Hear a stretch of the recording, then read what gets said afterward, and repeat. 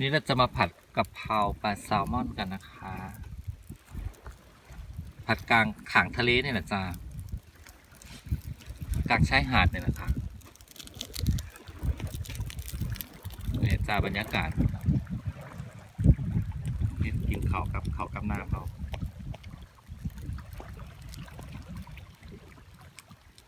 ไปสุดลูกหูลูกตาค่ะ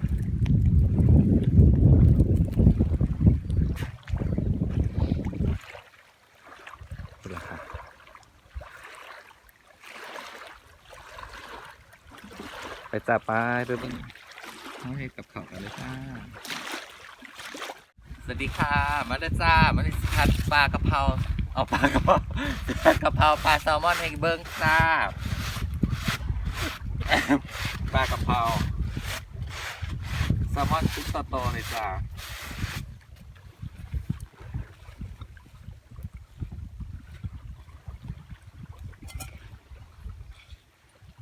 โตๆสด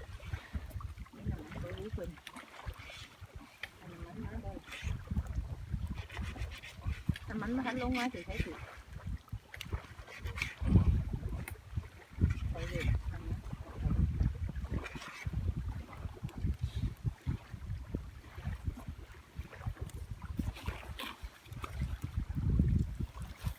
นี่ค่ะ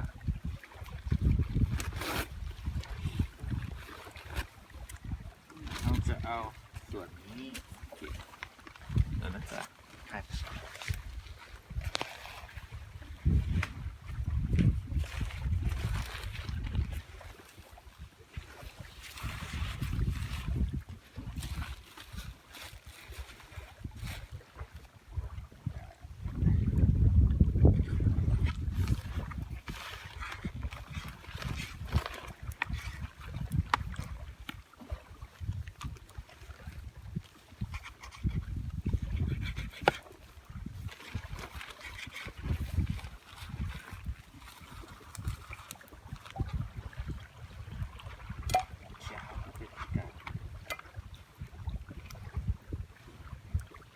จะกินขอปลาทุลักทุเลต้องค่อยแซ่บ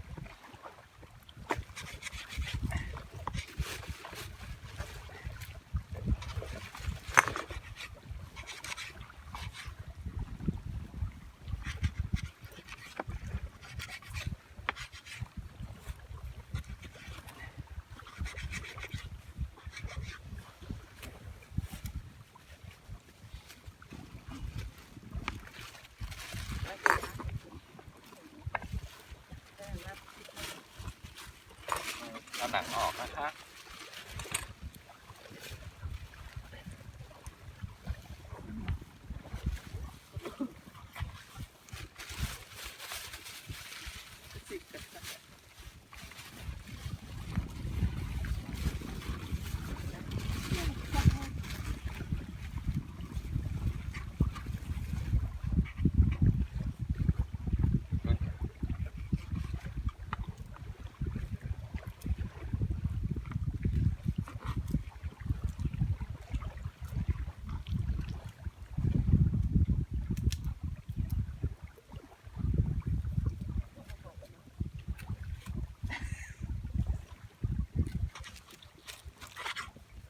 เพราะก่อนกันเลยพระไทยแค่พอบอกใ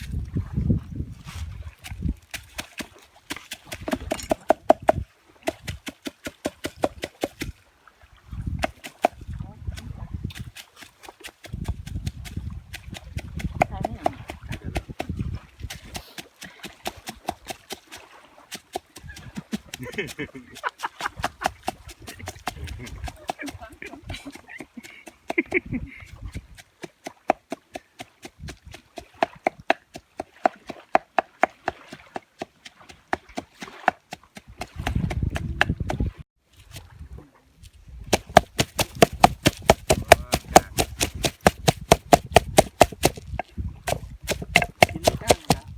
คุณอะ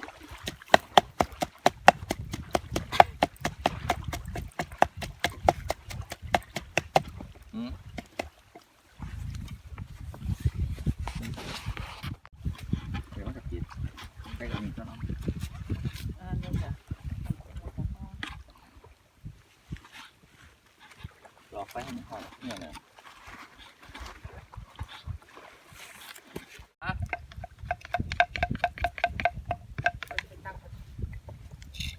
นี่ค่ะ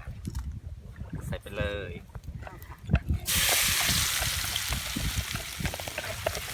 ก็สูงกระทะไหมนี่ค่ะปลาค่ะ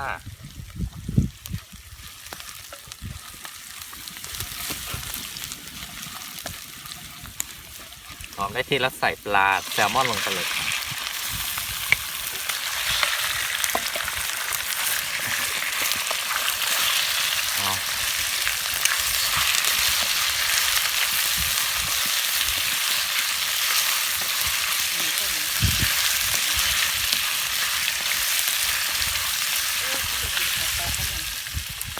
หอมใหญ่ลงไปเลยนะครับพร้อมสุกพร้อมปลา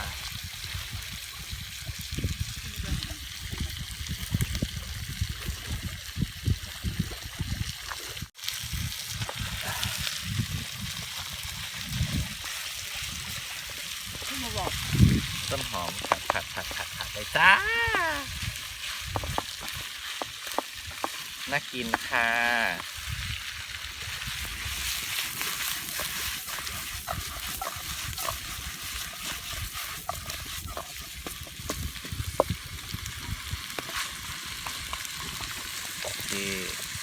เราจะเอาเครื่องปรุงนะครับ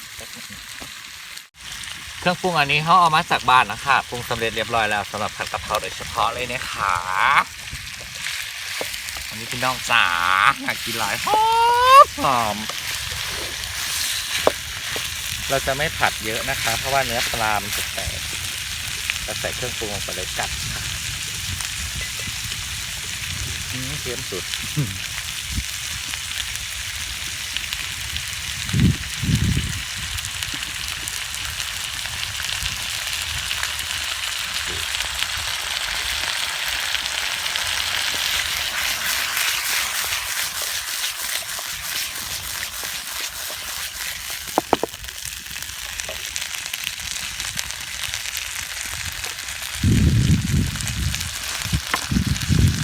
ขาดมาได้แล้วจ้า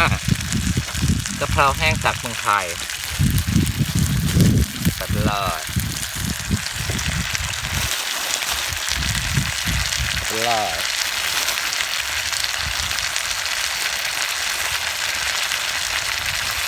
แถมลูกโดดด้วย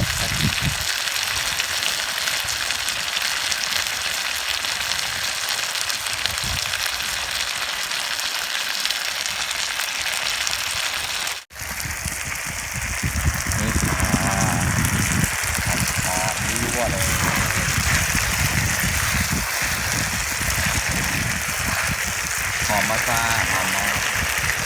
ผัดกะเพราปลาแซลมอนค่ะผัดยุโรปแบบออกสไตล์ไทยเผ็ดจัดจ้านรสชาติเลิศจะมาบอกใครเลยแต่ขนาดเขามาค้นดูค่ะปลาสิมุนจากบรรยากาศอาหารไทยริมทะเลปรุงสดๆจาก On My Way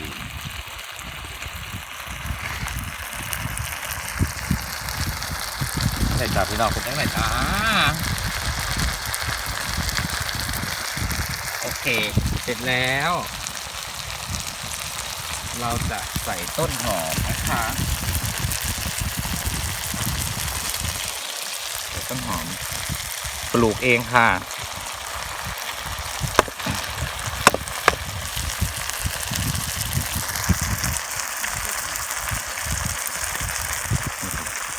เป็นอันเสร็จนะคะเดี๋ยวไปดูตอนกินกันนะจ้าเดี๋ยวเขาถุงไว้เสร็จแล้วจ้ามากินน้ำกันแซ่บบ้าจ้าคุณพ่อไทยแซ่บบ้าจ้าแซ่บครับคุณยายได้แบบแซ่บบ้าจ้า ยายได้แบบอย่างไรแซ่บบ้าจ้าแซ่บนี่ค่ะมาเลยจ้าเด้อมากินข้าวน้ำกันจ้าบัญญาแซ่บๆยั่วๆจ้าผัดกะเพราปลาแซลมอนค่ะโอเคค่ะ ขอบคุณสำหรับการติดตามรับชมนะจ้าเด้อมาเด้อมากินข้าวน้ำกันทั่วทุกซอกทุกหลืบทุกมุมทุกแก่นะจ้าโอเคค่ะสำหรับคลิปนี้